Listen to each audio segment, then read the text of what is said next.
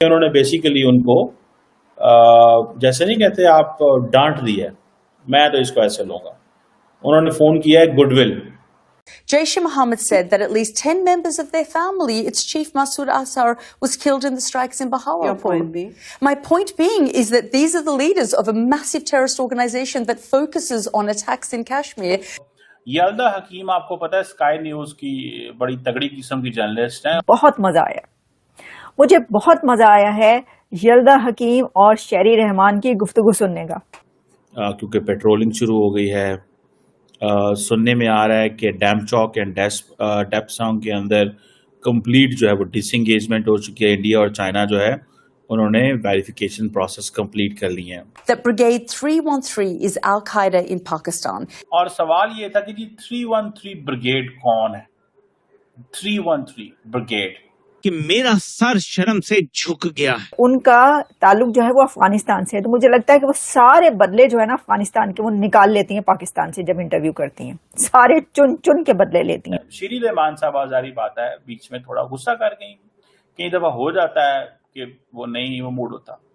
सो इनको डील कैसे करना है? से मुनीर को डिसीवर कोई ऐसे नहीं कहते, और ये डिसीवर कितने अरसे डिसीव कर पाएगा अमेरिका को भी लग पता जाएगा। और खबर यह है कि पाकिस्तान का जो कर्जा है वो 6.7% से बढ़कर 760 खरब रुपए से ज्यादा हो चुका है।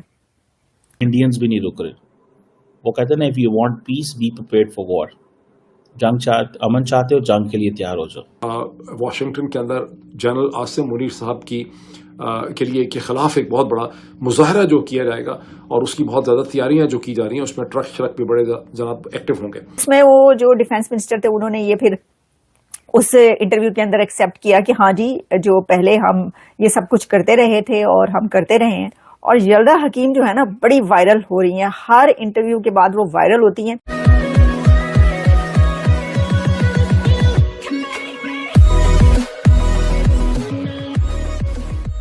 नमस्कार दोस्तों, एक अफगानिस्तान में रहने वाली एक महिला है जो यूएस के अंदर पत्रकार है और जिसका नाम है याल्दा।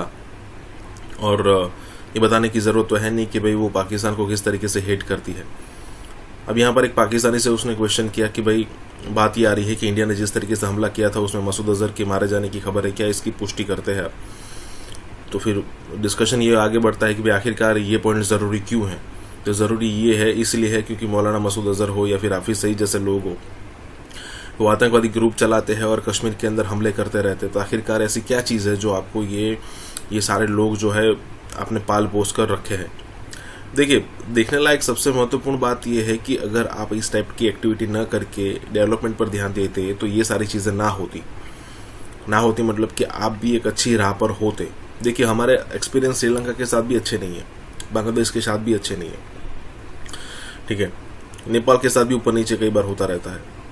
तो इसका मतलब ये नहीं कि हम आतंकवादी ग्रुप बनाकर यहाँ पर इन सारे कंट्रीज को टारगेट करने लगे। इसी के साथ ही वीडियो शुरू करते हैं। और हाँ दोस्तों, सुपर थैंक्स के जरिए हमें मदद करना ना भूलें। बहुत मजा आया, मुझे बहुत मजा आया है यल्दा हकीम और शेरी रहमान की गुफ्तगू सुनने का। और यल्दा हकीम और शेरी रहमान की जो डिस्कशन हुई है, जो कन्वर्सेशन हुई है, भाई क्या बात है। तो हमने कहा जब हमें इतना मजा आया तो क्यों ना हम अपने व्यूअर्स तक भी पहुंचाएं ये वाली कन्वर्सेशन। देखिए, आपको पता है इससे पहले जो ख्वाजा आसिफ थे उनका इंटरव्यू लिया था यल्दा हकीम ने, और यल्दा हकीम जो है ना बड़ी वायरल हो रही हैं। हर इंटरव्यू के बाद वो वायरल होती हैं क्योंकि बहुत ही गजब का इंटरव्यू लेती हैं। अब बहुत ही ब्यूटीफुल, बहुत खूबसूरत, बहुत इंटेलिजेंट और बहुत कमाल की वो जर्नलिस्ट हैं। लेकिन फिर ये पता चला कि उनका ताल्लुक जो है वो अफगानिस्तान से है, तो मुझे लगता है कि वो सारे बदले जो है ना अफगानिस्तान के वो निकाल लेती हैं पाकिस्तान से। जब इंटरव्यू करती हैं सारे चुन चुन के बदले लेती हैं, लेकिन बहुत अच्छा इंटरव्यू करती हैं। अब देखें, यल्दा हकीम ने स्काई न्यूज पर पहले इंटरव्यू किया था ख्वाजा आसिफ का, डिफेंस मिनिस्टर ऑफ पाकिस्तान का, और उसमें वो जो डिफेंस मिनिस्टर थे उन्होंने ये फिर उस इंटरव्यू के अंदर एक्सेप्ट किया कि हाँ जी, जो पहले हम ये सब कुछ करते रहे थे और हम करते रहे हैं, जो दहशतगर्दी और जो दहशतगर्द हैं उनको बनाना पालना, ये सब जो बातें हुई, तो उसके ऊपर उन्होंने जब वो एक्सेप्ट किया कि हाँ हम पास में करते रहे, तो फिर वो सारी हर एक ने पाकिस्तान से लेकर और इंटरनेशनल मीडिया तक सबने वो वाली बात की कि भाई इन्होंने तो कबूल कर लिया, अब ऐसे वक्त में कबूल नहीं करना चाहिए था, तो क्या वो झूठ बोल देते? मैंने आपको पहले भी कहा ख्वाजा आसिफ ना कभी कभी बहुत बड़े बड़े सच बोल देते हैं, तो अब वो वहां पे ये कहने लग पड़े कि इनके ना इनको मना कर दिया करें, ऐसे मौके पर कोई सच ना बोला करें। लेकिन चले, कोई तो है जो सच बोलता है। उन्होंने एक बार पार्लियामेंट के फ्लोर पर खड़े होकर ये कहा था कि अपना घर साफ करने की जरूरत है। उसके ऊपर बाद भी उनके ऊपर बड़ा बैकलैश आया था। लेकिन अब बढ़ते हैं ख्वाजा आसिफ से आगे, शहरी रहमान भी पहुंच गई यल्दा हकीम से जो है वो बातचीत करने के लिए। उन्हें ये सोचना चाहिए था कि देखें पहले ख्वाजा आसिफ के साथ क्या हुआ है, अब जो है वो मैं भी जा रही हूं तो मेरे साथ क्या होगा। तो यल्दा हकीम ने उनसे भी चुन चुन के जो है ना वो सवाल लिए और बदले लिए। लेकिन शहरी रहमान ने भी अच्छी बातचीत की है, उन्होंने बिना रोक रोक के उनको कहा कि नहीं ये है ये है। अच्छा, मैं आपको इसकी थोड़ी सी डिस्कशन जो है सुनाऊंगी, लेकिन इससे पहले मेरे सामने खबर है, मैंने कहा जियो न्यूज में ये खबर है, ये क्यों ना ये भी आपके सामने रख दें। और खबर ये है कि पाकिस्तान का जो कर्जा है वो 6.7% से बढ़कर 760 खरब रुपए से ज्यादा हो चुका है। तो ये 760 खरब रुपए का मतलब ये है कि 76 ट्रिलियन रुपीस ये हो चुका है। अच्छा, ये हम अभी अंदरूनी उसकी बात कर रहे हैं जो कि इंटरनल डेट है, लेकिन जब हम पाकिस्तान के एक्सटर्नल डेट की बात करते हैं तो जो बैरूनी कर्जा है वो मार्च 2025 के खत्म होने पर 87.4 बिलियन डॉलर्स हो चुका है, और इसमें तकरीबन जो है 883 मिलियन डॉलर्स का जो है वो इंक्रीज हुआ है। तो इसका मतलब हुआ कि 76 जो है जी ट्रिलियन जो है वो अंदरूनी है, और जो है वो 87.4 बिलियन डॉलर्स ये एक्सटर्नल डेट है पाकिस्तान का। अब आप इससे अंदाजा कर लें कि क्या इस डेट के साथ कोई कंट्री जंग के बारे में सोच भी सकता है, ना कि जंग के नारे लगाना और जो है वो कहना कि जो है एटमी जंग होगी। This is unbelievable. ये पहले तो ये सोचें कि आप ये कर्जा कैसे चुकाएंगे, नस्लें भी अगर चुकाती नहीं तो भी नहीं चुका सकेंगे। अब हम बढ़ते हैं शहरी रहमान और यल्दा हकीम के इंटरव्यू की तरफ।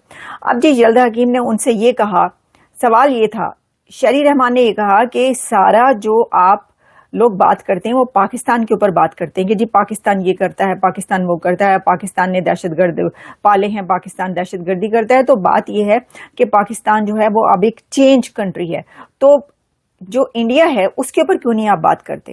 वो ये दहशतगर्दी कर रहा है, वो दहशतगर्दी करवा रहा है, वो बलूचिस्तान के अंदर जो कुछ हो रहा है वो उसका जिम्मेदार है, तो उसके ऊपर आप क्यों नहीं बात करते? तो यल्दा हकीम ने उनसे एक सवाल किया जो बड़ा अहम सवाल था। उन्होंने कहा कि मुझे ये बताइए कि अगर ऐसी बात है तो इंडिया FATF की लिस्ट में क्यों नहीं है, आप क्यों हैं?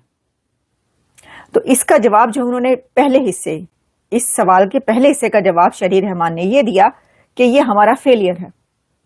यानी ये कि इंडिया FATF की लिस्ट में क्यों नहीं है, क्यों नहीं गया जिस तरह आप लोग गए हैं। तो उन्होंने कहा जी ये हमारी जो है वो आप कह लें कम इल्मी है, कोताही है, ये तो मैं कह रही हूँ। उन्होंने कहा जी फेलियर। अच्छा, एक तरफ जो है आप ये तस्लीम करें कि आपका फेलियर है, पाकिस्तान की फॉरेन पॉलिसी और डिप्लोमेसी का ये फेलियर है कि अगर इंडिया जो है वो दहशतगर्दी कर रहा है आपके खिलाफ तो आप उसको FATF की लिस्ट में नहीं ले जा सके। तो ये अपने तई अपने खुद ये भी एक बहुत बड़ा फेलियर है कि आप उसको मान रहे हैं। अब ये बिल्कुल वैसे ही है, एग्जैक्टली ये वैसे ही है जैसे ख्वाजा आसिफ ने तस्लीम कर लिया था कि जी ये जो पास्ट में होता रहा है, डर्टी वर्क जो उन्होंने कहा था करते रहे हैं, तो वही अब शहरी रहमान गई। तो इसलिए देखें, मैं आपको बताऊं, यल्दा हकीम जिनका इंटरव्यू करती है ना, वो इंटरव्यू बहुत वायरल जाता है।